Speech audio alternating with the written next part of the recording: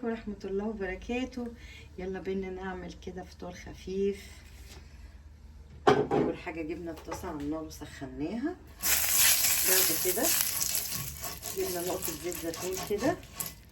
بعد كده بنزل معاها بالرغيف بتاعنا اهو زي ما انت شايفة كده. بعد اجيب كده يا حبايبي بجيب حتة الجبنة بتاعتي.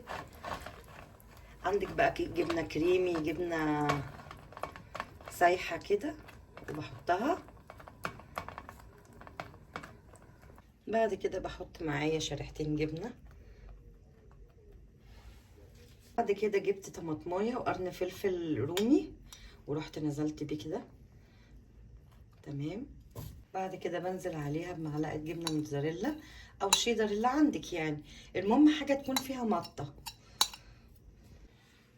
بعد كده بقى بنزل معاها بالصوص بتاعك او كاتشب.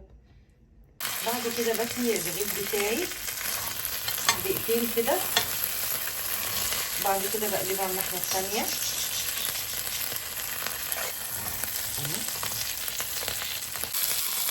بعد ما تحمر كده وتحرمس وريحته طلعت تاخديه بقى معاكي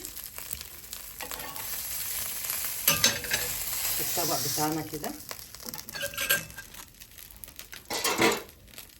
بعد كده بقى تقطعيه.